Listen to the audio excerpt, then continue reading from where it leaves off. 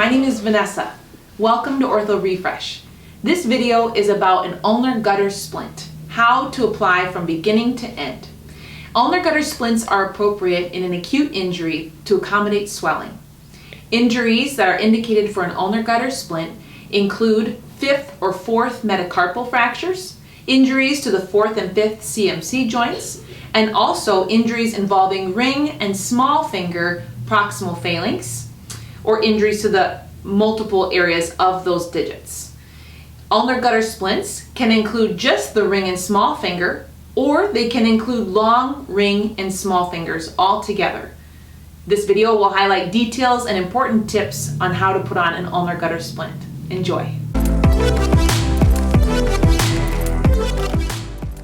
A ready-made splint, scissors, 2-inch padding, tape, and 3-inch elastic bandage. Tear off some pieces of tape so they are within reach at the end of the splint. Then open the elastic bandage. Some packages have a red dotted line in the middle. Twist to open the plastic. It's much easier to take off. I recommend taking those sharp clips and throwing them in the garbage. They tend to hurt people.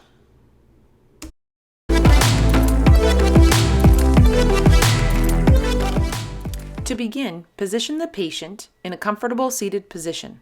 This could be at a desk with the arm resting on the tabletop, or on top of a gurney or exam table with pillows under the arm for support. Advise the patient to point fingers toward the ceiling and thumb towards the shoulder.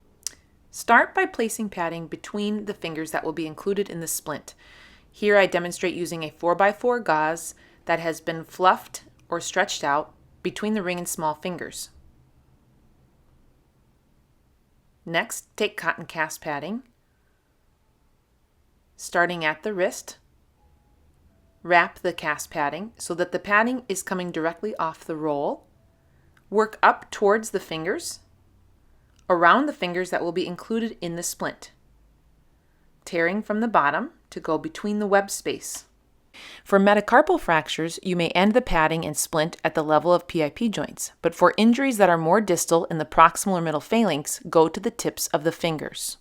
Then start to work your way down, again tearing from the bottom to go through the first web space, and continue wrapping proximally, overlapping by 50%. Notice I've continued wrapping in the same direction, not weaving back and forth or making a figure 8.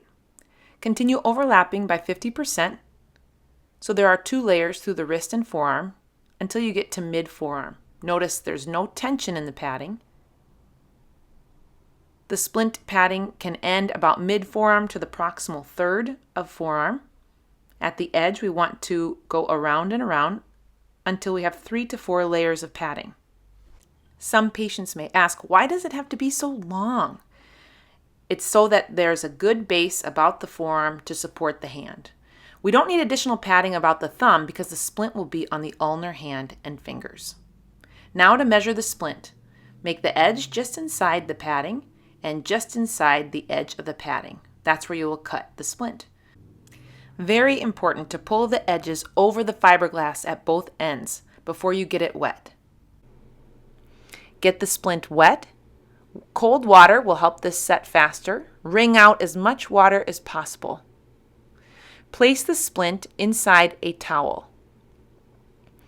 Fold the towel over and use the towel to wring out any extra water in the padding. I call this the burrito trick. Holding the elastic bandage in my left hand, I unroll it a little. About 4 to 5 inches in, I make a cut. This will go in the first web space. Now taking the splint, making sure those edges are over the fiberglass, apply the splint to the ulnar hand and wrist. You can utilize the patient to help hold the splint while you grab the elastic bandage. The space that you cut will now go in the first web space, having the bandage come off of the roll right up against the hand. Wrapping now around the fingers, make a cut from the bottom to go in the web space. Make sure not to cause any downward pressure in the web space to irritate digital nerves. Now come back around through the hand, overlap by about 50% with about 50% tension. It should only take one elastic bandage for a short arm ulnar gutter splint. Use the tape to secure the ends. You can also use pieces of tape around the hand to secure the edges. At this point, I'm making sure the wrist is in neutral and the fingers are in a comfortable position. Some literature has shown the fingers do not need to be in intrinsic plus position in order to regain full flexion after immobilization, so having the fingers in a comfortable position is okay. No other molding or squeezing needs to be done. You can take other pieces of tape to secure the edges around the fingers and hand. I call this tape art. This is just as much arts and crafts as the splint is to serve a purpose. During this time, I review the importance of keeping the hand elevated to the level of heart or higher as much as possible. Ice or cold pack in the armpit for 20 minutes can also help with pain and swelling. If any padding comes out at the thumb, the patient can push it back in. There are 3 main rules to remind the patient. It should stay clean and dry. They should not shove anything inside the splint, and it should not be used as a weapon to hit people. I tell everybody. There are some considerations with the ulnar gutter splint.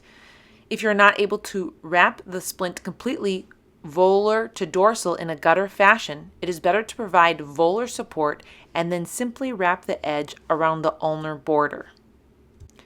Also, when speaking to a specialist, they may want the hand placed in intrinsic plus position, which involves MCP joints in flexion and IP joints extended. All right, thanks for watching. I hope that video was helpful for you. If you are interested in seeing more, please hit subscribe. OrthoRefresh wants to be a tool in your tool belt as you care for patients. If you have any questions, please leave those below. We will get back to you as soon as we can. If you like this video, please hit the thumbs up. OrthoRefresh is on Instagram and Facebook. Please check us out there. We want to have an interactive conversation. We want to know, what do you need to hear about? What do you want to be refreshed on? OrthoRefresh aims to provide continuing orthopedic education at your fingertips. Thanks for watching.